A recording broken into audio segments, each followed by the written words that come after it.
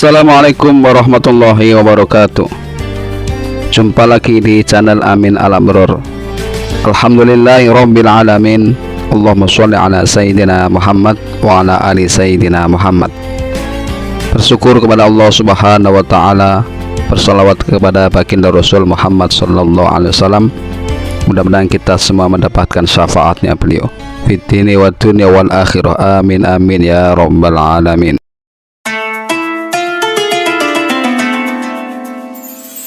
Kisah wali Allah Syekh Muhammad Arsyad Al-Banjari. Syekh Muhammad Arsyad Al-Banjari atau Syekh Muhammad Arsyad adalah ulama fikih mazhab Syafi'i yang berasal dari kota Martapura di Tanah Banjar atau Kesultanan Banjar, Kalimantan Selatan. Beliau lahir di Lokapak tanggal 17 Maret 1710. Beliau wafat di dalam Bakar tanggal 3 Oktober 1812 pada usia 102 tahun.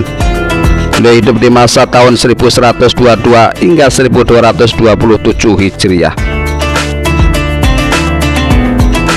Semasa hidupnya beliau mendapat julukan Anumerta Datuk Kelampian dan menulis kitab Sabilal Muhtadin yang banyak menjadi rujukan bagi banyak pemeluk agama Islam di Asia Tenggara.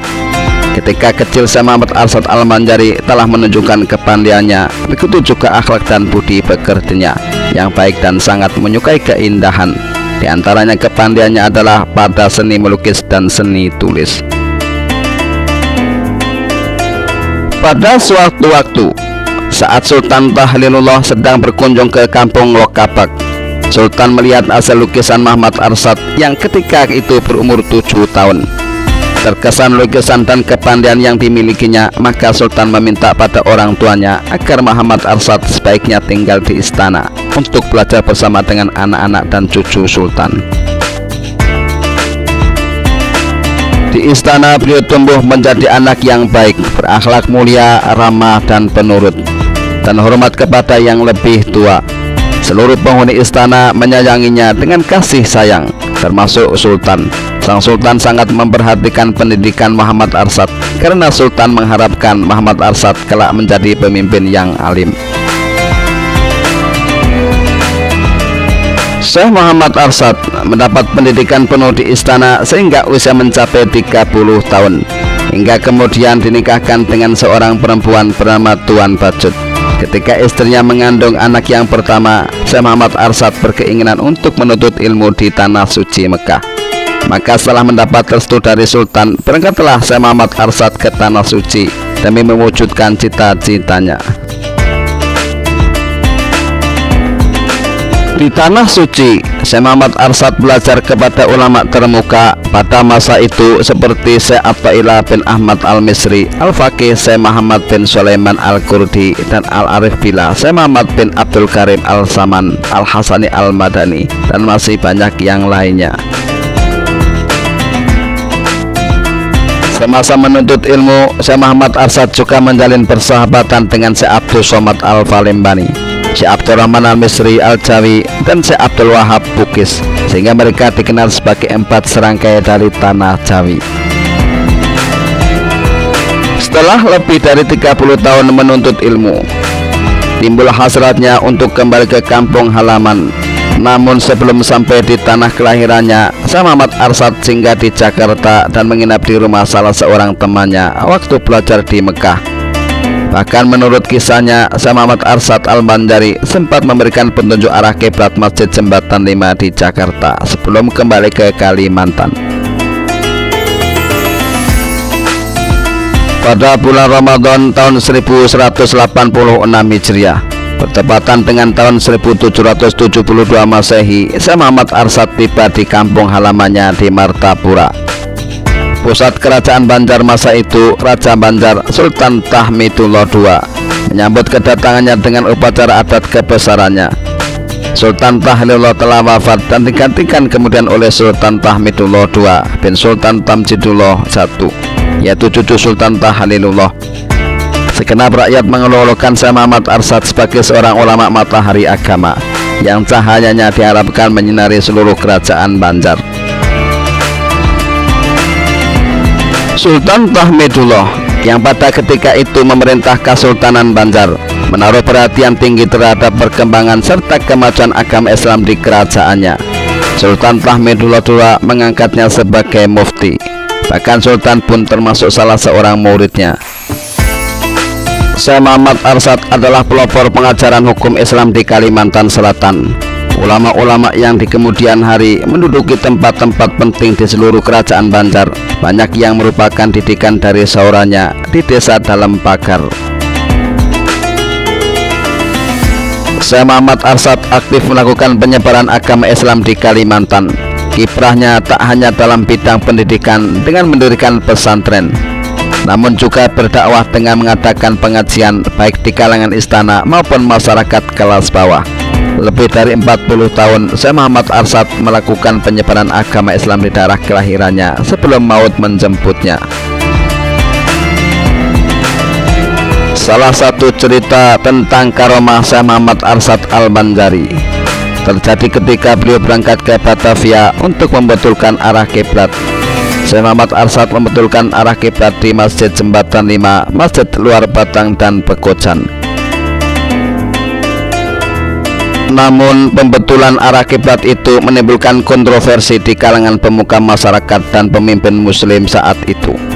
Lalu kemudian Gubernur Jenderal Belanda kala itu memanggil Syekh Muhammad Arsad sekaligus ingin mempermalukannya di depan umum. Salah satu pertanyaan gubernur adalah apakah isi kelapa yang sedang dipegang sang gubernur. Syekh Muhammad Arsad menjawab, isi kelapa itu air dan di dalam air itu ada ikannya. Lalu hadirin tertawa mendengar jawaban yang tidak masuk akal itu. Akan tetapi setelah kelapa itu dibelah, memancarlah air dan keluarlah ikan yang masih hidup dari dalamnya. Hadirin yang tertawa berubah menjadi takjub dan kagum melihat karomah yang dimiliki Syekh Muhammad Arsad Al-Banjari. Syekh Muhammad Arsad Al-Banjari pernah mendapat Lailatul Qadar. Beliau lalu berdoa, ya Allah, berikanlah selalu bumi Kalimantan ini rahmat Engkau berupa ulama. Beliau kemudian mendapat Lailatul Qadar lagi dan beliau berdoa, ya Allah, berikanlah hamba keturunan yang soleh dan mengamalkan ilmunya hingga hari kiamat. Maka insya Allah seseorang yang mendapat Lailatul Qadar doanya diijabah. Maka tidaklah heran keturunan beliau banyak yang menjadi ulama hingga tidak akan habis-habisnya. Bagikan air laut yang terus mengalir, sangatlah banyak yang jadi wali dan ulama. Beliau ini menyebar tidak hanya di benua Kalimantan, tapi juga ke luar negeri, menyebar hingga ke seluruh dunia.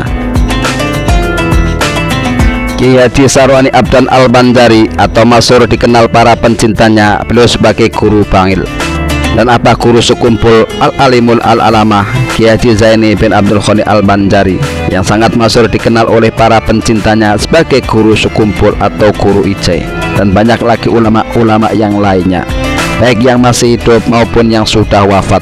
Semuanya adalah keturunan Syekh Muhammad Arsad Al-Banjari. Terbukti sampai sekarang karomahnya mendapat Lailatul Qadar itu benar. Sebab itulah kenapa bumi Kalimantan itu diberi rahmat Allah berupa ulama. Sangat banyak para alim ulama di tempat itu karena bumi Kalimantan ini pernah didoakan oleh ulama besar, yaitu Syekh Muhammad Arsad Al-Banjari. Semasa beliau mendapat Lailatul Qadar, sangat beruntung orang yang tinggal di benua Kalimantan, sebab dapat doa khusus dari Syekh Muhammad Arsad Al-Banjari. Syekh Muhammad Arsad Al-Banjari sebenarnya adalah Syekh Ja'far Shadiq Al-Idrus. Muhammad Arsad adalah nama saat beliau tumbuh di tanah Banjar. Pada masa itu apabila ada Habib, maka penjajah tidak suka dan menculik mereka. Bahkan dengan nama berbau Habib pun mereka tidak suka. Akhirnya ayah beliau menukar namanya dengan nama Muhammad Arsad, karena nama ini identik dengan nama orang Banjar yang beragama Islam. Apa guru sekumpul menjelaskan tentang nasab datuknya Syekh Muhammad Arsad Al-Banjari. Syekh Muhammad Arsad Al-Banjari atau Ja'far Shadiq bin Abdullah bin Abu Bakar bin Ahmad Al-Swalaybiyah bin Husain bin Abdullah bin Syekh bin Abdullah Al-Idrus bin Abu Bakar As-Sakron bin Abdurrahman As-Sakaf wa Ba'ad ibnu Sayyidina Ali ibni Abi Thalib wa Fatimah Al-Zahra bin Sayyidul Wujud Sayyidina Muhammad sallallahu alaihi wasallam. Inilah sepenggal kisah walillah saya Muhammad Arsad Al-Banjari. Semoga bermanfaat bagi kita semuanya. Amin amin ya rabbal alamin. Jangan lupa like, share dan subscribe. Terima kasih. Akhirul kalam, wassalamualaikum warahmatullahi wabarakatuh.